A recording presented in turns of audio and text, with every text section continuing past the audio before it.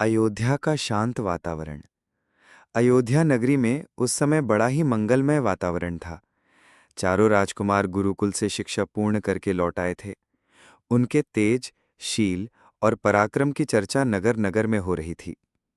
नगरवासी उन्हें देख आनंदित होते और कहते, राजा दशरथ के चारों पुत्र किसी दिव्य आभा से युक्त हैं। परंतु श्री राम का तेज तो अद्भुत है। वे धर्म और मर्यादा के मूर्त रूप प्रतीत होते हैं। राजमहल में उत्सव जैसा वातावरण था। रानियां अपने पुत्रों को देख गर्व से भर जातीं। इसी समय अयोध्या के द्वार पर महान तपस्वी और पराक्रमी ऋषि महर्षि विश्वामित्र आ पहुंचे। उनके आगमन से सारी अयोध्या मानो पवित्र हो उठी। उनके शरीर पर तप का तेज झलक रहा था। नेत्रों में दिव्य ज्योति थी और स्वर गंभीर। नगरवासी उन्हें देखते ही सम्मान से नतमस्तक हो गए।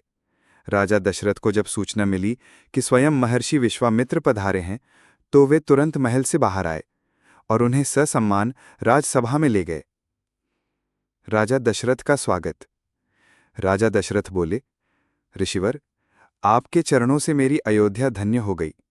कृपा कर बताइए किस उद्देश्य से आपने मेरे नगर को पवित्र किया है। आपकी सेवा में जो भी कर सकूंगा वो मेरे लिए परम सौभाग्य होगा। महर्षि विश्वामित्र ने गंभीर स्वर में उत्तर दिया, राजन, तुम रघुकुल के आदर्श राजा हो। आज मैं तुम्हारे पास सहायता मांगने आया हूं। मेरी साधना और यज्ञ लगातार राक्षसों द्वारा विघ्नित किए जा रहे हैं। मारीच और सुबाहु जैसे राक्षस अपने दल के साथ यज्ञ स्थल पर आकर रक्त और मांस फेंक देते हैं, जिससे यज्ञ नष्ट हो जाता है। अनेक बार मैंने उन्हें समझाया, परंतु वे धर्म विरोधी हैं। उन्हें रोकने के लिए मुझे ऐसे वीर चाहिए जो युवा हों, धैर्यवान हों और शस्त्र विद्या में पारंगत हों। दशरथ की चिंता। महर्षि की बात सुनकर राजा दशरथ थोड़े व्याकुल हो गए। वे बोले, ऋषिवर, आप समस्त लोकों को हिला देने वाले विश्वविजयी हैं। आपके सामने राक्षसों की क्या औकात। फिर भी यदि मेरी सेना आपके काम आ सकती है तो मैं हजारों सैनिक भेज दूंगा। मैं स्वयं भी धनुष उठाकर आपके यज्ञ की रक्षा करने को तैयार हूं।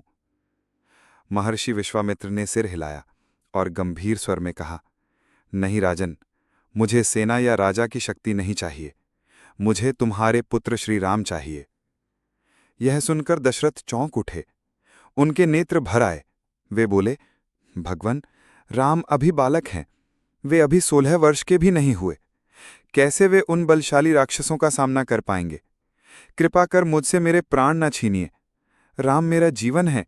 उन्हें युद्ध भूमि में भेजने की बात न करें। यदि आप चाहें तो मैं स्वयं चलूं, लेकिन राम को छोड़ने की बात मत कीजिए। महर्षि विश्वामित्र के नेत्रों में तेज चमक उठा। उन्होंने गंभीर स्वर में कहा, राजन दशरथ, यह उचित नहीं कि रघुकुल के राजा वचन से पीछे हटें। तुमने स्वयं कहा था कि मेरी सेवा में जो हो सकेगा करोगे। अब जब मैंने केवल राम को मांगा है तो तुम डर रहे हो। याद रखो, राम केवल तुम्हारे पुत्र नहीं हैं, वे इस धरती के रक्षक हैं। उन्हें दिव्य कार्यों के लिए जन्म मिला है। यदि तुम उन्हें मेरे साथ भेजोगे तो न केवल तुम्हारे वंश का गौरव बढ़ेगा, बल्कि पूरी सृष्टि का कल्याण होगा। सभा में मौन छा गया। मंत्री और सभासद एक दूसरे को देख रहे थे। रानी कौशल्या के हृदय में चिंता उठी, परंतु उन्होंने राम पर विश्वास किया। वे जानती थीं कि राम साधारण बालक नहीं, बल्कि ईश्वर के अवतार हैं। राजा दशरथ असमंजस में थे।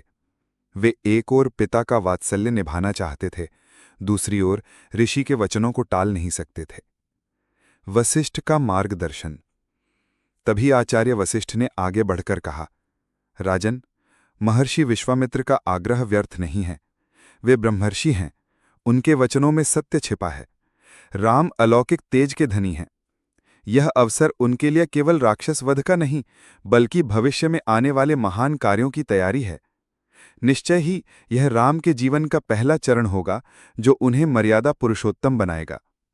अतः आप संकोच त्याग कर राम को उनके साथ भेज दीजिए। दशरथ की स्वीकृति।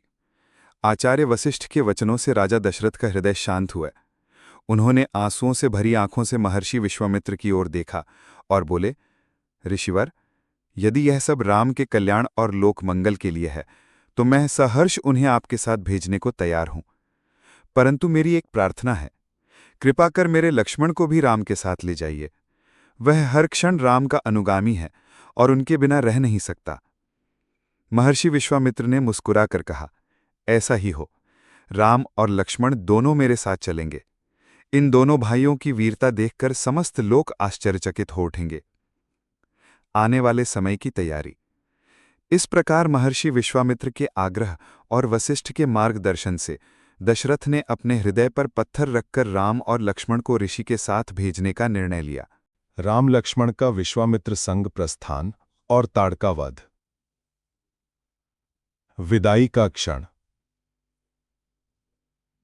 अयोध्या का राजमहल उस दिन गहन भावनाओं से भरा हुआ था। राजा दशरथ के हृदय में एक ओर अपने पुत्र राम और लक्ष्मण को खोने की व्याकुलता थी, तो दूसरी ओर ऋषि विश्वामित्र के आदेश का सम्मान भी।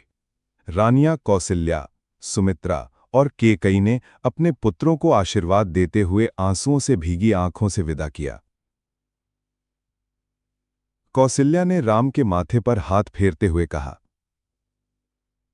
वत्स, धर्म और मर्यादा के पथ पर चलना, यही तुम्हारे पिता और इस रघुकुल की परंपरा है। हम सब की शक्ति और आशीर्वाद सदा तुम्हारे साथ हैं। लक्ष्मण ने अपनी माता सुमित्रा के चरण छूते हुए कहा, माता, मैं राम भाई के साथ रहूंगा और हर परिस्थिति में उनकी रक्षा करूंगा। सुमित्रा ने गले लगाकर कहा,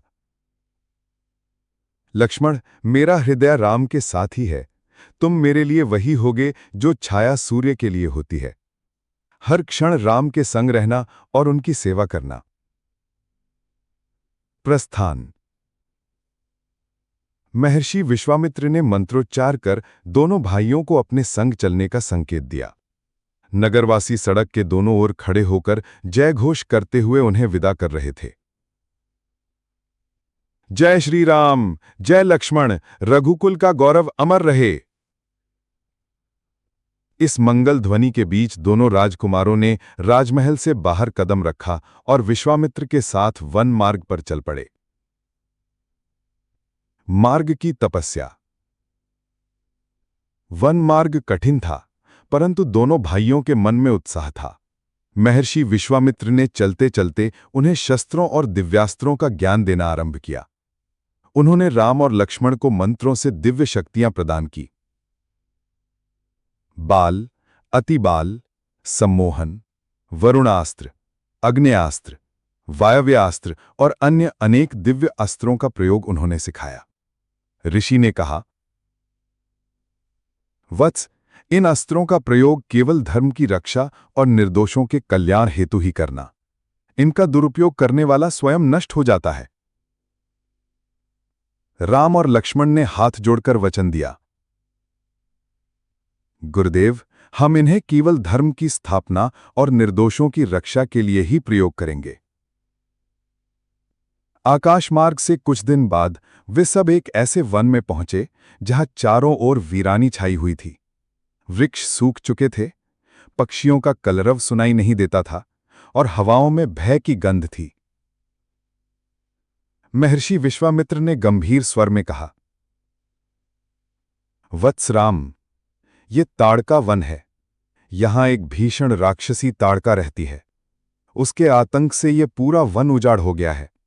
वो न केवल ऋषियों के यज्ञ नष्ट करती है, बल्कि निर्दोष प्राणियों का वध कर डालती है। आज तुम्हें उसका वध करना होगा। राम ने विनम्र स्वर में कहा, गुरुदेव, आप आज्ञा दें तो मैं अवश्य ही इस अधर्मी राक्षसी का नाश करूंगा। तभी चारों ओर गड़गड़ाहट सी हुई। एक विशालकाय स्त्री राक्षसी, जिसके नेत्र अग्नि की तरह लाल थे, बाल बिखरे हुए और शरीर पर्वत के समान बड़ा, ताड़का गर्जना करती हुई वहां प्रकट हुई। उसने क्रोध से कहा, कौन है जो मेरे वन में प्रवेश कर मेरे विनाश का संकल्प करता है? मैं आज तुम सबको भक्षण कर जाऊंगी। लक्ष्मण ने धनुष उठाया और बोला, अधर्मी, ये राम हैं, रघुकुल के शिरोमणि। आज तेरा आतंक यहीं समाप्त होगा। ताड़का ने भयावह गर्जना की और विशाल वृक्ष उखाड़कर राम की ओर फेंके। परंतु राम ने अपने धनुष पर बाण चढ़ाया और एक ही क्षण में उन वृक्षों को चूर्ण कर दिया। भयानक संघर्ष। ताड़का बार बार भ्रम पैदा करती, कभी अदृश्य हो जाती, कभी आकाश में उड़ने लगती। उसने चिल्लाकर चारों ओर पत्थरों और वृक्षों की वर्षा कर दी। राम ने महर्षि से पूछा, गुरुदेव, क्या इस राक्षसी का वध करना उचित है क्योंकि ये स्त्री है? महर्षि ने उत्तर दिया, राम, अधर्म और